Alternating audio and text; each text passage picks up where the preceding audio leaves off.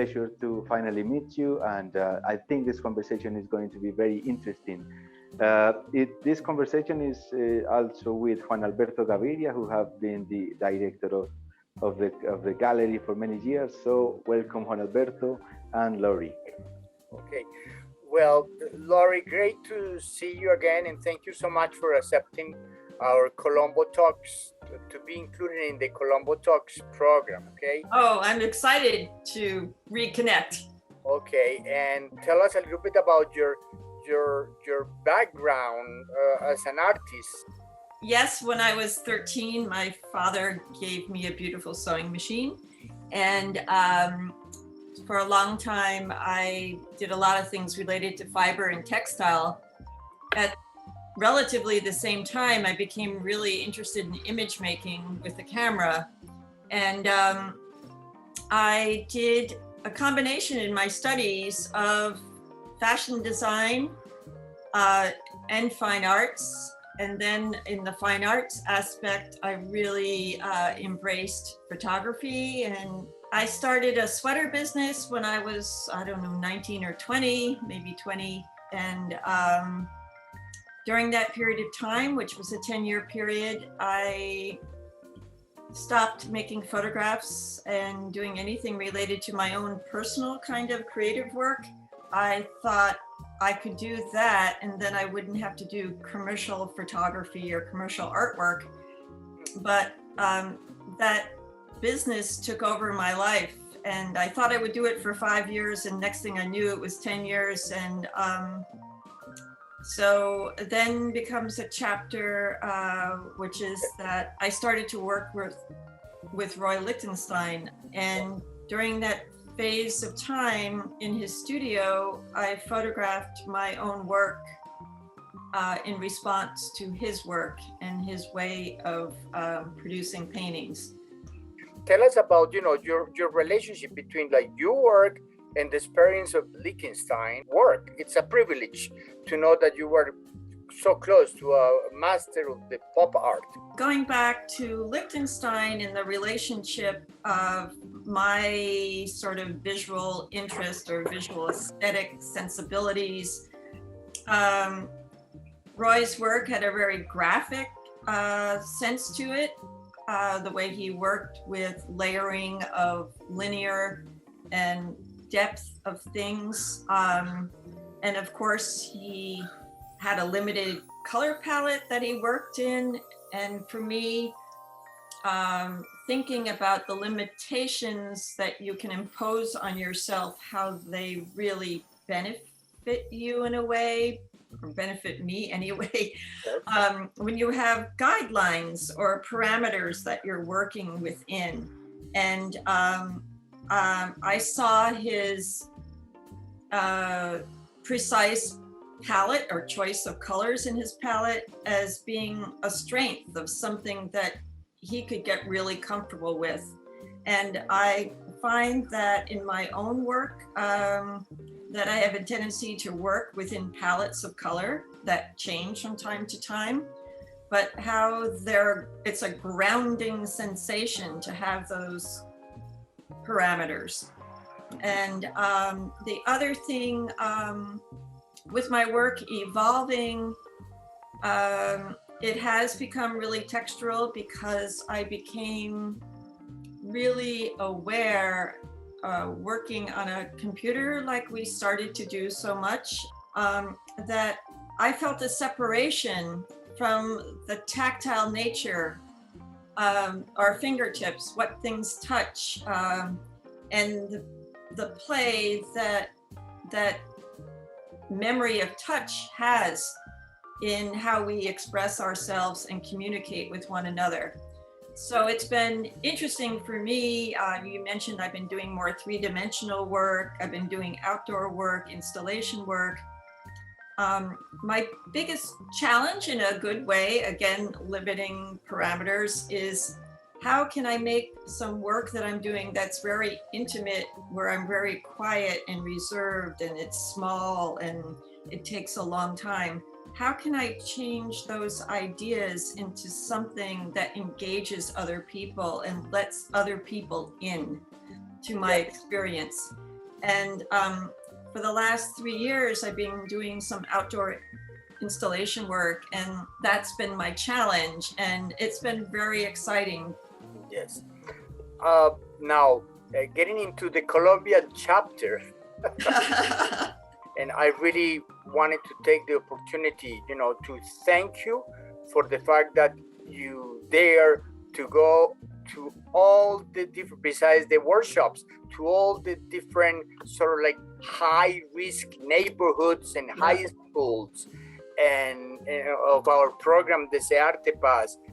Believe me, that stay in them. The fact that you went to visit them and the university students. Well, one thing, and you touched on it, and that is, I remember one of the last schools we went to was probably the scariest neighborhood.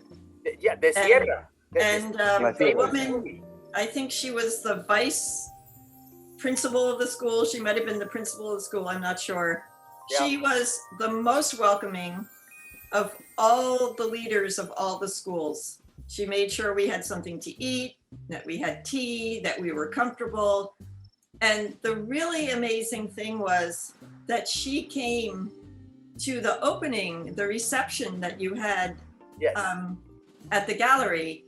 And she was so thrilled to be a part of that. And I really felt, even though I don't speak Spanish, I felt a wonderful connection. And that felt really nice. On the other hand, working with the college students was very special. I loved being with them. We spent a lot of time in the botanical garden, I believe, and various other places.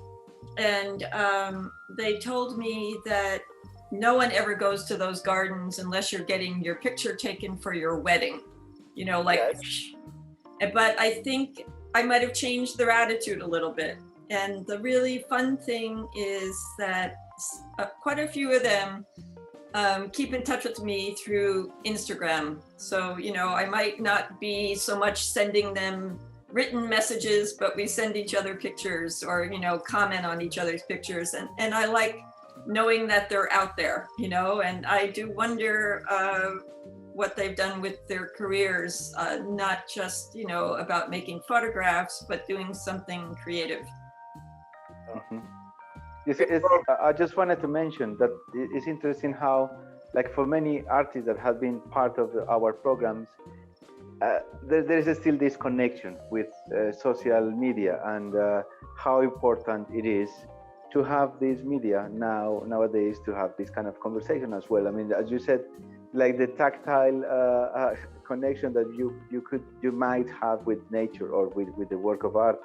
But then we have this also to connect with people and to connect with the voices and the Instagram friends that we all have all around the world. So it's very nice that you are still in touch with the students. In relation to art as a social transformation, and then we'll touch some other things.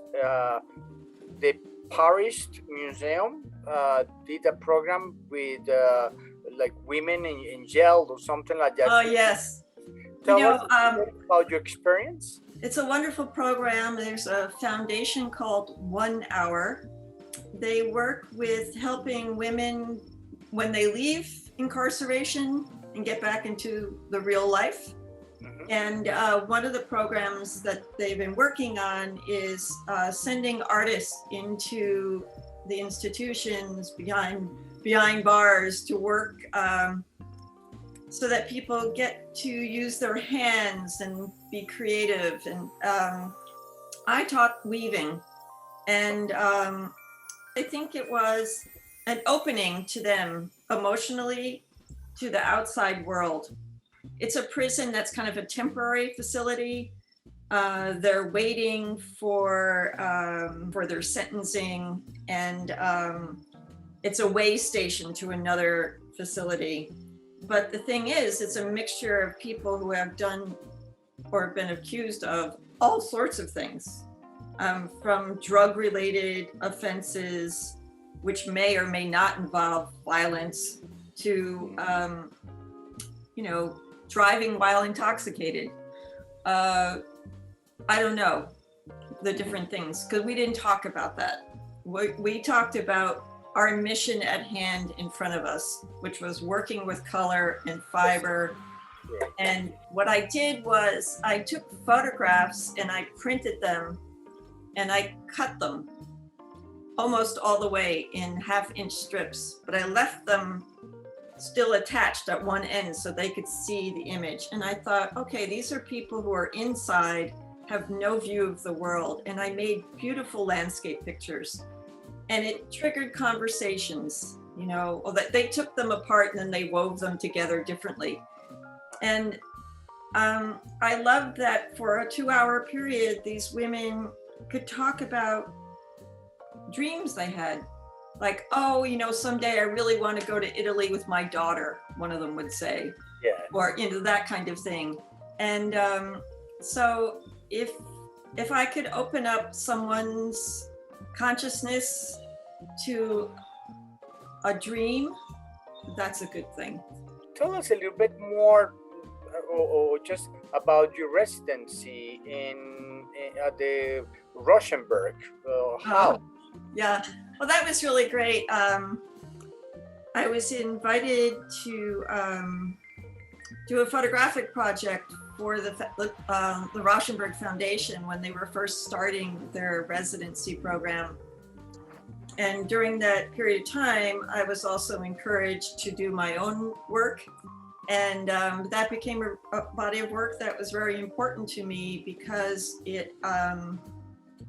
the landscape there is so textural and fibrous that it got me working with fiber again. And I started to knit and weave as a result of photographing there.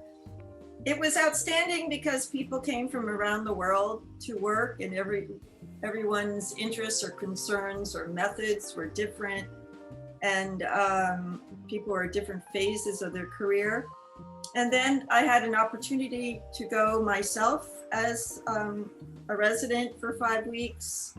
And I got to work in Bob Rauschenberg's darkroom. I really liked that idea. And I made cyanotypes for the first time, and I ended up doing a lot of cyanotypes over the following years. Now,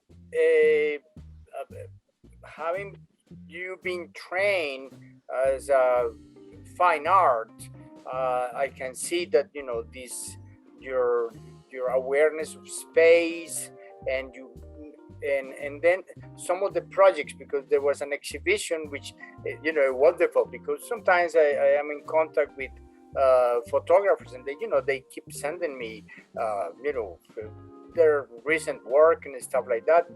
But suddenly, all this weaving, and it was something that it was sort of like, the weaving and the installations. Could you please, like your recent work, especially like, in the forest, that you have been working with, like these neat balls of color. So you may see the opening page on my website is an outdoor circle. And what I did was I took sticks larger than the ones here in my hand. Yes. But they're all wrapped with wool. Mm-hmm. And I just brought these out as an example to show you. My idea was to make sort of a colorful tumbleweed, these tumbleweeds that grow in the desert, and to make a big circle in the garden or the woods at the Watermill Center, which is another residency and art foundation. And what I did was I took a lot of wool that I have had in storage from my end of sweater business in 1990. And I was always going to make a beautiful rug or something out of this wool. And I just got this idea to wrap the sticks with it. And I contacted a friend who teaches young children in school in art. And she did it with her class as a project. And another woman who teaches like an after school program with kids, she did it with her kids. And then we had 2 community days where 150 people or so would come through the Watermill Center, and I would have them also work on it. And it became this very wonderful experience for everybody, I think. For one, it working with something like winding wool around a stick. One, it's forcing people, not that you have to force people, but it's giving them the opportunity to actually feel something from nature. Some people don't touch nature unless you ask them to. Yes. And that whole experience of what goes on in your palm when you touch. But the other thing is you didn't need to know any stitches. You didn't need to count or measure, you know, it was just really a sensual aesthetic experience. Mm-hmm. And lots of people have never done anything creative in their life. We're so excited to participate. And people were doing it as families, like grandparents down to 3-year-olds together, you know, and that was really fun. So that was one thing. And before that, I did another project, which started, I was at a residency in Norway on the edge of a fjord, and I started collecting stones every day from the water's edge. But I also, during that period of time, was doing all sorts of research about the history of knitwear and knitting and wool production in that region. In the Nordic countries, there's a really big tradition of knitting, as well as in Scotland, which is just across the water from there. And so I had been collecting from various small wool producers material.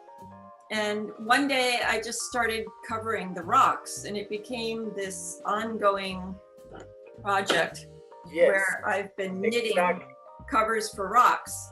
And you'll see those also, I think, on my website. If not, I'll forward you some pictures.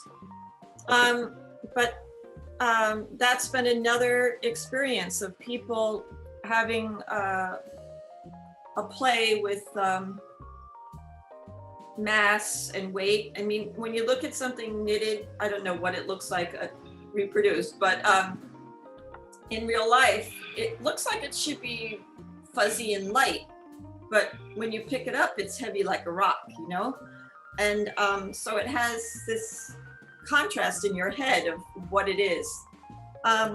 Anyway, it's been a joyful thing, you know? People really respond to it. Well, but I think that it's also related to our recent call and of what artists sometimes in the 90s were doing about, like, you know, knitting those knitting rocks.